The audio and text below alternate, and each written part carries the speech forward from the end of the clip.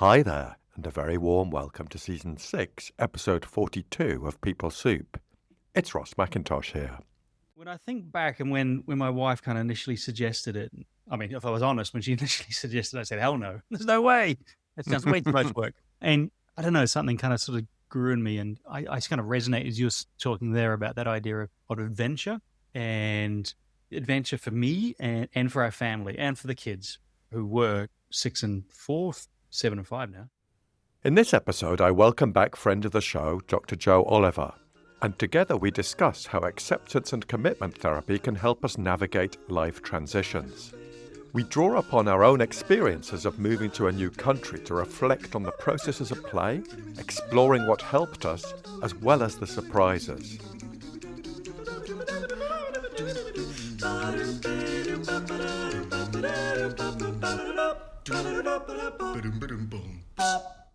Thanks for tuning in, folks. People Soup is a podcast that mixes stories, science, and a sprinkle of daftness to explore what helps people thrive at work and beyond. Our mission is to give you the ingredients for a better work life through insights and stories grounded in behavioural science, especially acceptance and commitment therapy and other evidence-based approaches. Before we go on, let's take a quick scoot over to the news desk. I am presenting 2 courses this year in collaboration with Joe Oliver. The first is called Building Better Teams, where I'll present a practitioner approach to pro-social and ACT-based collaboration in a 3-hour workshop on the 11th of February. Collaboration and cooperation are the foundation of successful teams, but achieving them can often feel elusive. The pro-social approach offers a cutting-edge, evidence-based framework that integrates the principles of ACT, evolutionary science, and Eleanor Ostrom's Nobel Prize-winning core design principles. I'll introduce you to the approach, my experience of using the approach, and the core tools. The second is called Leading with Purpose, ACT Strategies for Resilient and Authentic Leadership.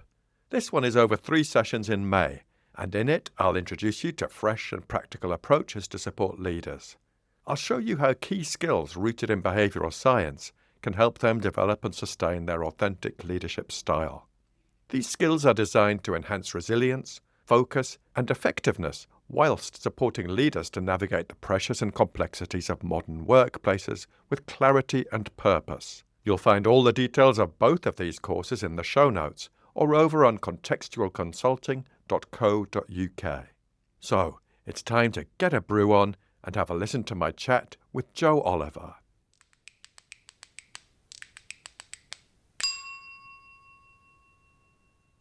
Joe Oliver, welcome back to People Soup.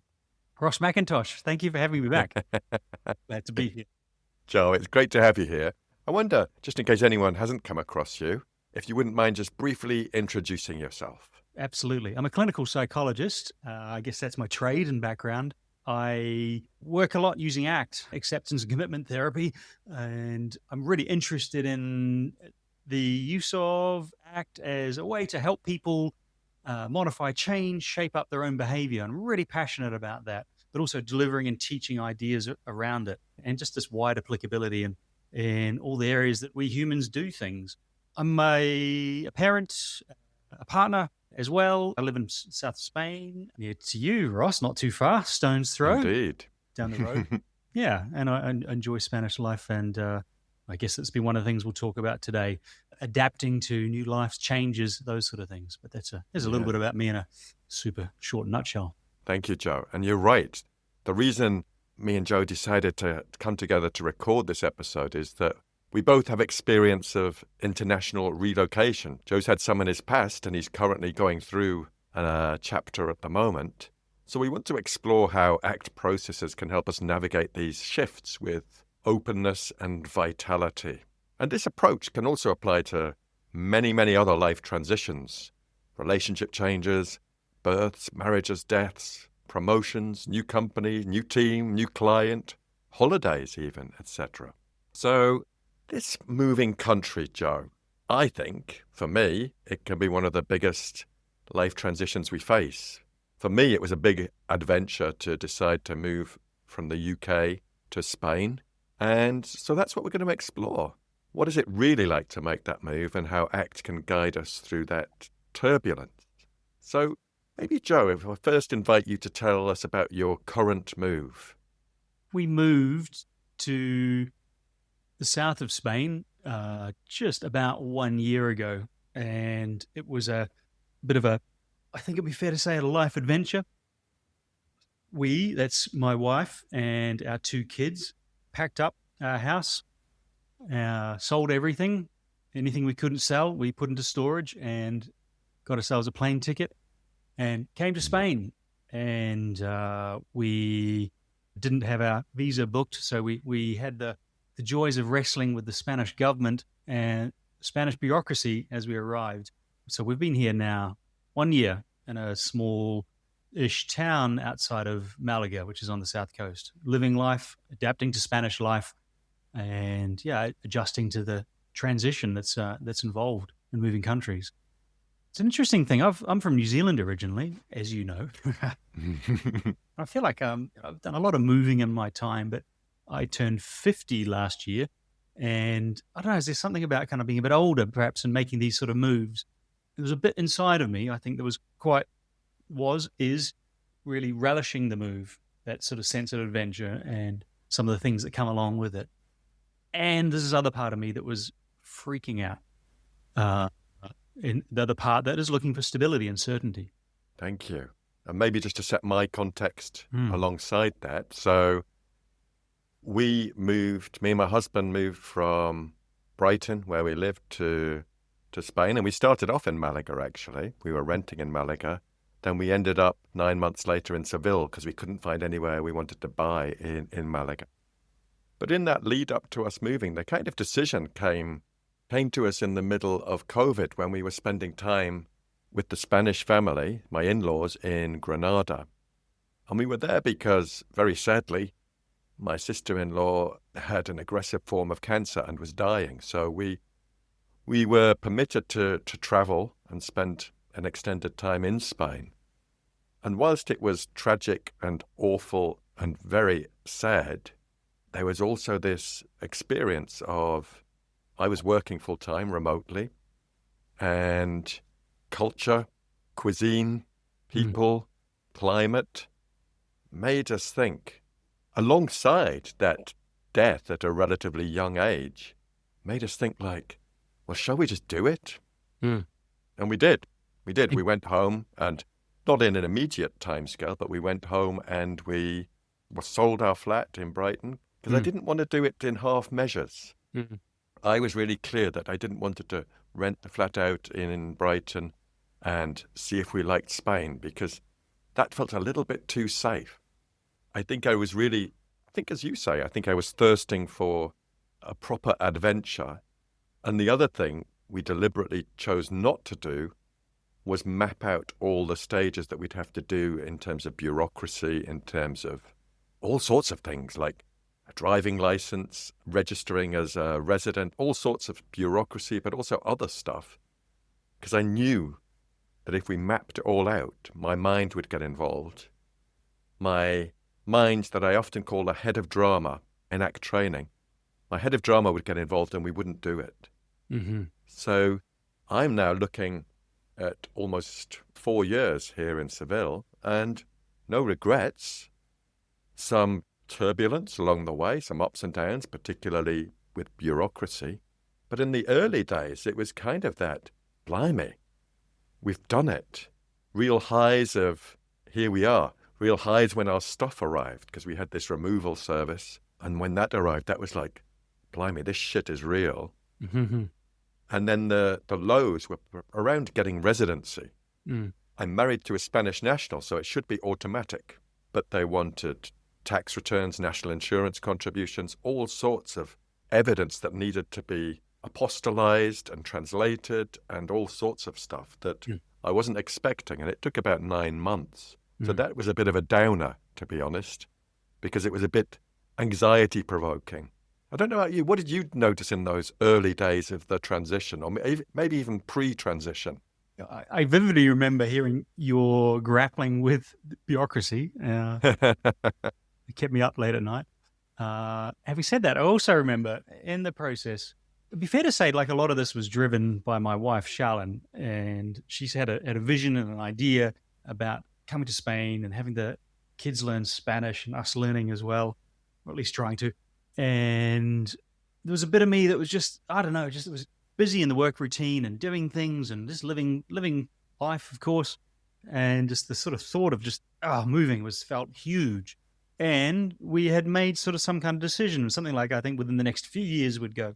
I remember having a vivid conversation. The conversation I remember vividly, can't remember when it was online. You were in Spain, I think, and I can't remember exactly your words, but the meaning I took from it was something like just get shit sorted, Joe. That's kind of not put your exact words, but just it was like kind of get on with it. Let's go. You know, if you're going to do this, do it now. You won't regret it. And those kind of words were prophetic. I don't know quite how you knew that, but I think there's something in that. I'm a really big believer in kind of like when it comes to those sort of decisions, if you were to flip a coin or make a decision, should I or not, I think it's always nice to tilt towards the thing that leads you towards taking action. And anyway, so we did do that. And I remember being a bit like a sort of a blur just in the lead up, thinking, gosh, how are we going to do this? How's this going to happen? And then suddenly, boom, we're there. And I remember a few key moments, like on the taxi towards the airport with our like 5 suitcases and that being it. And then on the other side, like in the taxi late at night, coming towards the first of our 5 Airbnbs we moved around in like 2 months, and just kind of at night, just kind of coming in and thinking, wow, this is our life now. Yeah. And then that sort of slow settling into something new and something different. And I think another thing that sort of stood out to me a lot was that there's a part of me it felt quite different to how I imagined it. I just imagined it to be really big and grand, and it was. And yet something was just kind of like, just felt, I don't know, normal about it. Just, okay, this is life now. And I was really surprised at how, on one level at least, it just felt just easy to slip into this new life. There was a kind of another level that I guess we'll talk about more as we go, but just that I think a sort of deep undercurrent of stuff that I maybe wasn't always able to put a finger on, that probably bubbled up in different ways. Just that, I don't know, that's ongoing processing and emotional adjustment that would just sort of rear its head in all sorts of different ways. And that perhaps I wasn't able to immediately go, oh, this is because I've moved country, or this is because I'm in a massively new routine, or this is because I feel like an outsider in this different culture. And yet that was still kind of there. Did you get any of that? Did you notice that? Yeah. I found, and still sometimes find it difficult to put my finger on the things that are different, and because I was continuing to work, and I was continuing to travel quite a lot for work, and I traveled before. Well, it's kind of within the UK, but then I was flying. So I got more used to budget airlines, traveling to the UK and traveling to Dublin, where I do a fair bit of work as well. And in that sense, I was still getting a taste of the old world and the old culture. But in another sense, when I got home, it was like, oh gosh, so this is it now. But when we did get off the plane for that first time in Malaga with our extended number of suitcases, there's a little part of me that was expecting some sort of brass band there or something. Right.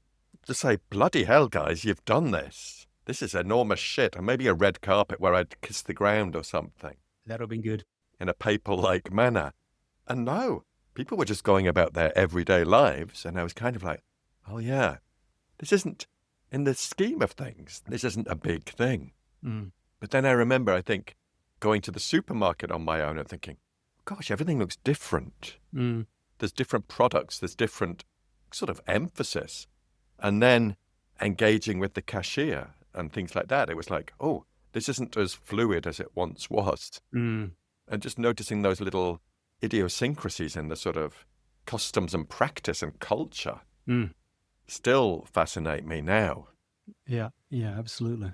So how did any ACT practices, did you draw on any ACT practices, Joe, to support you in this sort of initial phase? So absolutely.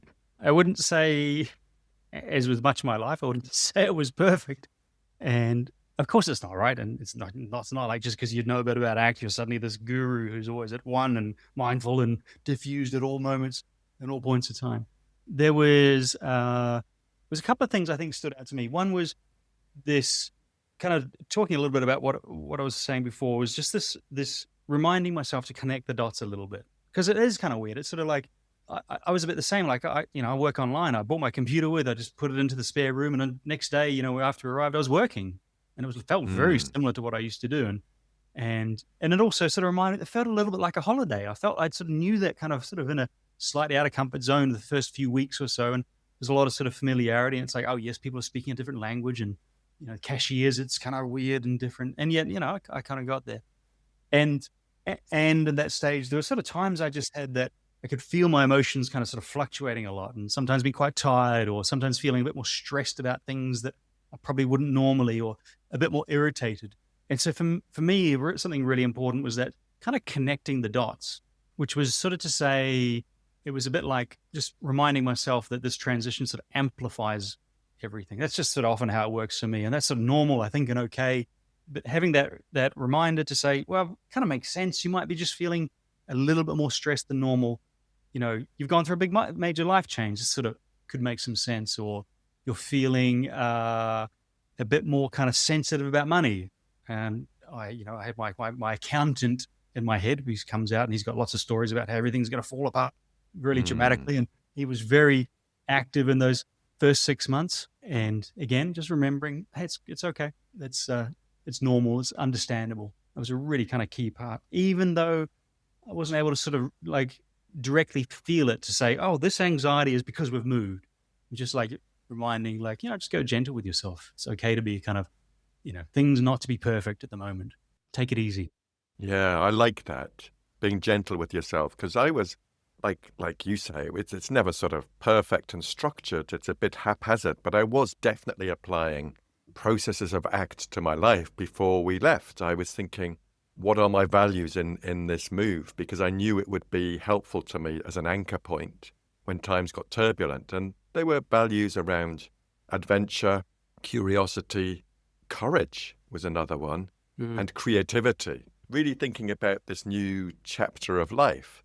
And those have stayed with me. And one I found I needed to add quite soon was connection, because I felt I wasn't connecting with new networks in Spain, Mm. even if it's just a momentary, fleeting connection of a cashier in a supermarket. I felt I was slightly avoiding that, and also maintaining network connections with people in the UK and elsewhere.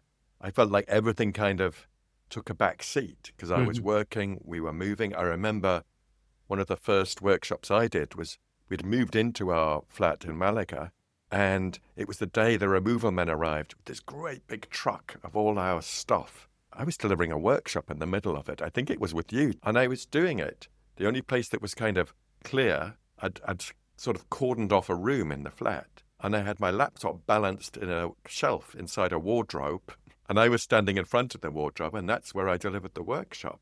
You didn't tell me this, Ross. Well, I like to maintain this sort of professional-ish facade, Joe.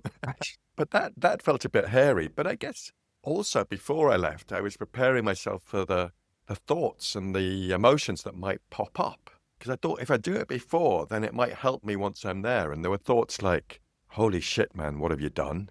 Yeah. Like, there's no going back now, McIntosh, you fool. Yeah. Thoughts like that, but also thoughts like missing people. But the main one was missing my dad and feeling guilt around that because my dad was on his own in the northeast of England, Mm. and I'd moved further away. Mm-hmm. So there was a definite guilt around that, which I learned to address. We spoke every day, and that was lovely. Speaking on Zoom. But I think some bit of pre-thinking and planning about what might show up helped me be less alarmed when it did show up. If that makes sense. Yeah. Yeah. Did you look at or have any sort of hazy values in mind when you took this decision? I wouldn't say they were like super structured and organized, and we didn't do values card sorts in anticipation. And there was this thing that when I think back and when my wife kind of initially suggested it, I mean, if I was honest, when she initially suggested it, I said, hell no, there's no way. That sounds way too much work. And I don't know, something kind of sort of grew in me. And I kind of resonated as you were talking there about that idea of adventure and adventure for me and for our family and for the kids who were 6 and 4, 7 and 5 now. And that also that thing of, for me, adventure comes with exploring open new possibilities and being open to new possibilities, new ways of doing things, and learning and curiosity, and creating possibilities for the future as well. So like for them, I'd learn Spanish. Mm. Was something that was really important for both me and Shalyn, and it turned out to be amazing to see. I mean, it's still a little bit frustrating watching the children just sponge and then constantly correct me on my grammar and pronunciation relentlessly. I do find that kind of frustrating, I'll admit. And nonetheless, it's amazing just watching them just learn and speak another language. So those were the things that stood out to me, and I think used as sort of like a metaphor there about that stability within a storm. I can't remember exactly what it was. It was a bit like using an anchor or a ballast in a. Mm. I really like that metaphor. I like that kind of metaphor for me because I feel values are like super powerful in that way. Sometimes it can feel like when people talk about values, it's the thing that motivates me. It's my stick, this thing I'm going to go to the future. And maybe there's a bit of that, but there's something that I think super important. Like they just sort of provide that anchor or stabilization for when lots of points in life, particularly when things are really, really big and swirling and moving. And, that as can happen with any transition point, that sort of sense of like, answering those questions. Why am I doing this? Why am I experiencing this? What's this about? That there's something more than just my, busy problem solving, critical, judgy mind to fill that space. I can let that sort of just slow down, just remember, hey, this is, about something that matters. It's important to me. Yeah, I definitely identify with that, the values that I used to return to, and I still do. I think they've shifted over time. How did you find that sense of belonging and connection? I got my buttons pressed quite a lot. I've got a kind of old button about kind of belonging and feeling part of, and sort of coming here and feeling like on the outside of everything at points. Just sort of not knowing how things work, and quite literally being a foreigner, and quite obviously, like people I think look at me and quite identify me quite quickly as not looking Spanish, and there's a whole lot of things that come along with that, which is is what it is, and me sort of being a bit self-conscious about that possibly at points, and just sort of I don't know, there are lots of things that just missing, not kind of knowing how the sort of the culture and the language and the timetables work. Like the timetables here in Spain are very strong, and coming from London where it's just like whatever you do, whatever you want when you want. Here it's just like especially in my little town, it's regular, right? It's like 2:00, the streets are dead. And the amount of times we went out looking for lunch at, like a little after, like, 4:00, we'll go out at 5:00 to get something to eat. And we're just like, oh my God, we forgot again. There's no restaurants are open. It's like those sort of traps, and just sort of like reminder, oh, this is not us. This is different. And language, obviously, I think that's one thing I've really loved. I really enjoyed learning Spanish, and it's been a huge source of very humbling, and like it sort of really sparks this kind of learning curiosity thing in me, and at the same time, the amount of times it just feels like I'm finally learning it, and then I remember this one point I'd been kind of like meeting my neighbor, who's this older lady who lives just across, and she's very friendly, and I met her down by the pool one time, and having kind of thought I was getting the hang of it, and then she just unleashed a kind of torrent of Andalusian Spanish on me. And I was like, what are you speaking? What language? And I just felt like I was so embarrassed. I'm like, what am I doing here? And who am I to be here? And all this kind of my mind's still wearing away. And, those are sort of the points where probably in the normal run of things, an experience like that might not have just kind of hit me in the way it did, or if I wasn't sort of feeling quite so full of stuff. And those were points I remember kind of feeling like the values piece was important. Like, just reminding myself, slow and steady, doesn't have to be perfect. And you learn because it's fun. Don't learn to be perfect. You're not going to, do everything in a day. I hear you. There's so many things that resonate with me there, Joe. The timetable one is going out for an evening meal perhaps, and knowing that restaurants don't open till maybe earliest might be 8:30 where I am, or 9. Yeah. And this concept of afternoon, I still struggle with this. Because my husband will say to me, oh, I've got a delivery, it's coming tomorrow afternoon. He means from 5 onwards. Right, yeah. And when I say afternoon, I still cling on to this. I mean, afternoon, literally, 12:01. Exactly. Until 5:00 probably. That's 5:30 if you're really pushing it. Yeah. And then one thing that really threw me, it's a small thing, but it's so interesting, is queuing. Oh, yeah. Yeah. So, We love queuing in the UK, yeah. and I don't know about other countries, but we're very quite particular about our queues. But I remember, I think I was going to the pharmacy, and there were about 4 people in there already, and they were just standing in random places. I was like, what the hell? So I stood in a sort of where I believed maybe the back of the queue was, and I noticed that after each person had been served, everyone knew who was next. Mm. There was no doubt about where you were in the queue. They just didn't feel the need to stand in a line. Hmm. And that pleased me. And also, do you find you need to remember these things when you go back to the UK or another country, that these new habits can become a bit embedded and you need to remember not to do them when you're in the UK? The thing I'm thinking of is being quite direct, Yes. I was just thinking that. Absolutely. because me and my hubby have been together almost 20 years, but I remember in the early days, he'd go, oh, do you want to go to the cinema tonight? And I'd go, well, if you do, maybe we could. And he'd kind of go, oh, geez, just tell me whether you want to go or not. And now when he says, do you want to go to the cinema tonight? I'll go, no. Right. Yeah. And you can see he almost thinks, oh, he's learned too much now. But I need to be careful not to do that, not to be as direct when I go back to the UK. Absolutely. Yeah. It resonates really strongly. It's fascinating, isn't it? It's sort of I feel like there's a big dial on me just sort of having to kind of get used to that, like that directness and bluntness. Interacting with our school quite a lot. We had to get trained by some friends to do exactly that. Like, no, we don't want Maeve to have a nap. We don't want that. Don't let her have a nap. In England, it would be like, do you think she should have a nap? I don't know. I'm wondering maybe she shouldn't have a nap. Maybe that's not. And they would read those social cues and be like, oh, that's been said really strongly. The parents really don't want a nap. Say that here, and it's like, oh, the parents don't know. Okay, we'll take charge then, because they clearly don't know what they want, and having to be very blunt with things. All those sort of things. I don't know. There's sort of, I think with any transition and move, there's kind of like this sort of strands about, who we are, our identity suddenly just get kind of loosened, and we get exposed to like, a new way of doing things, like queuing. That's a new way. And my experience is it works really well when you know the rules. If you don't know the rules, it's terrible. But when you know, it's like, oh, that actually is a kind of, and that sort of sense of like, all the kind of normal cues that say, hey, this is who you are, Joe. This is who you are. You're about this. This is what you are. You like the things that are good and the things you don't like. Those sort of all evaporate, and this sort of loosening of identity starts to happen. And I guess that's the kind of like the adventure part of it, right? It's like a new way to kind of be with ourselves. But I don't know. If I was honest, there's points where I find that slightly disconcerting. Yeah, I really like what you're describing about that loosening of identity, because I've noticed that. Because people can think here, people we know can think, oh, I'm quite shy. And in a situation in the UK with people I know, they might not think that. They may think that, but they're more likely not to think that.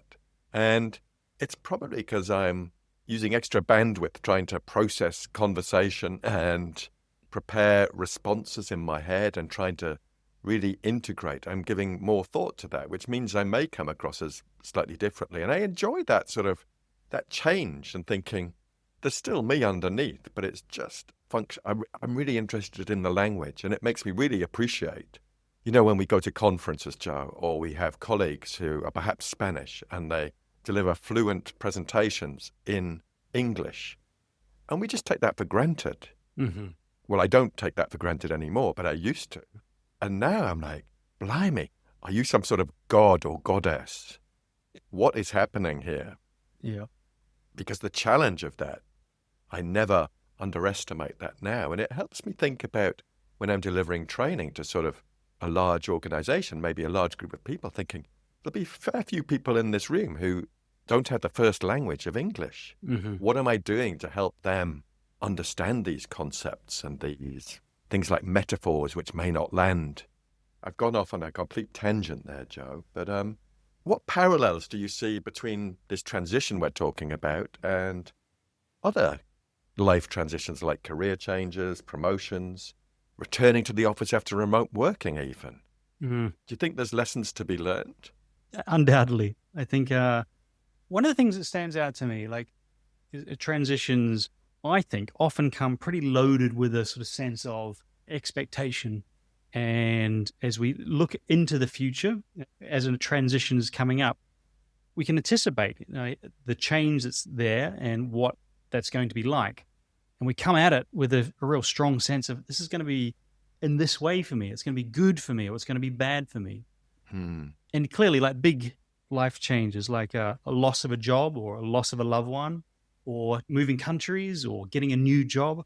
I think both of those categories, those examples, would probably come at those and sort of say good and bad quite quickly. And, I guess for obvious sort of reason, but I think one of the things that stood out to me in making this move, like, okay, so coming to Malaga and to our little town where we are, it's like loads of sunshine. The beach is really close. There are literally palm trees right outside. It's sort of paradise. And, it's going to be easy to kind of hold on to an idea. This is a good transition. This is good for me. Of course it is. Everyone's really happy here. I think if I hold on to that too tightly, and I think if one holds on to a notion of what a transition is going to be like too tightly, we can be in a place where we don't really immerse ourselves in the actual reality of that transition, because this is amazing, this place. And also there's elements that are really tough about it. And it's part of the peace for me has just been able to make my own peace with that, like how it actually has been. Some days have been incredible, and some days have been really lonely, and I've been really homesick. And that's part of this process. And I guess it's easy to say at this point, to say, of course, that's fine. But in the moment, when I'm there and thinking, why am I feeling so stressed and anxious, and this weird kind of gurgly feeling in my tummy all the time, future me can look back and go, hey, it's okay. It's just because this is a big transition. And yet there's a bit of me inside was going, I shouldn't be feeling like this. I should be feeling good or happy, or this is a big deal, and get out there and make the most of this experience. And it kind of sort of collapses things down into like this is how it should be.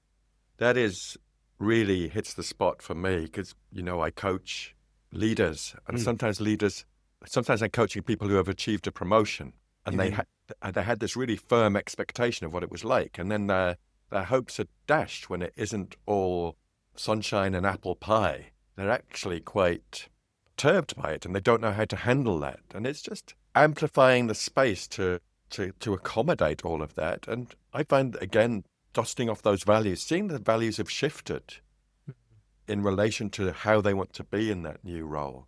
And knowing that there'll be times that feel particularly low.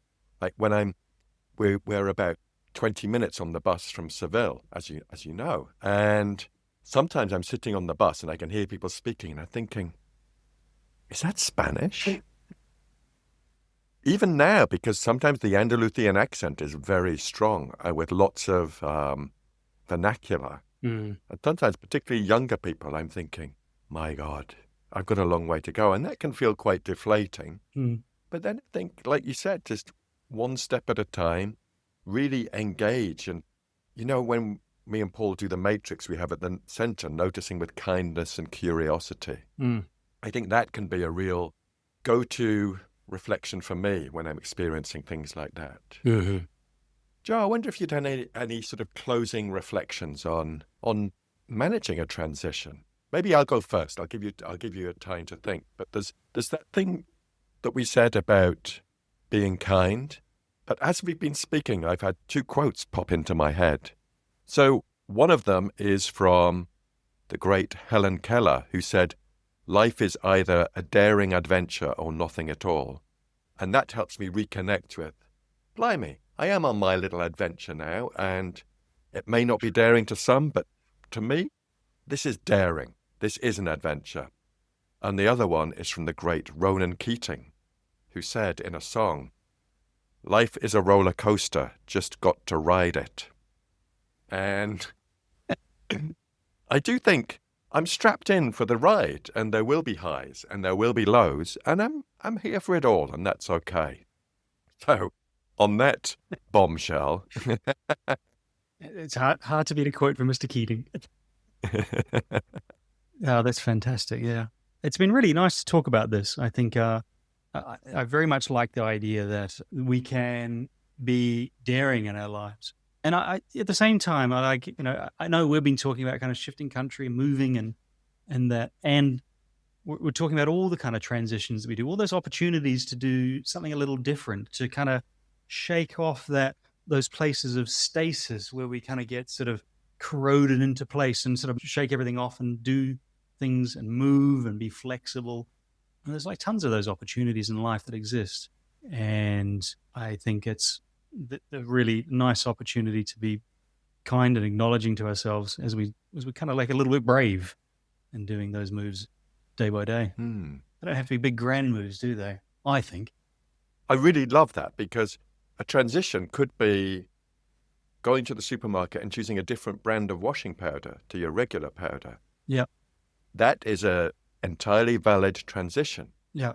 And if we look at the things that maybe we feel quite stuck in our lives, transitioning out of those, it is possible. And it doesn't have to be as large as moving to a different country. It could just be saying yes to something, or perhaps saying no to something. Mm-hmm. Yeah, I agree. I like that. Joe, thank you so much for joining me for this chat on transitions. I will wish you good day. Hasta luego. Adios. Thank you. Thanks, Ross. It's been really, really good to talk to you. Hasta luego.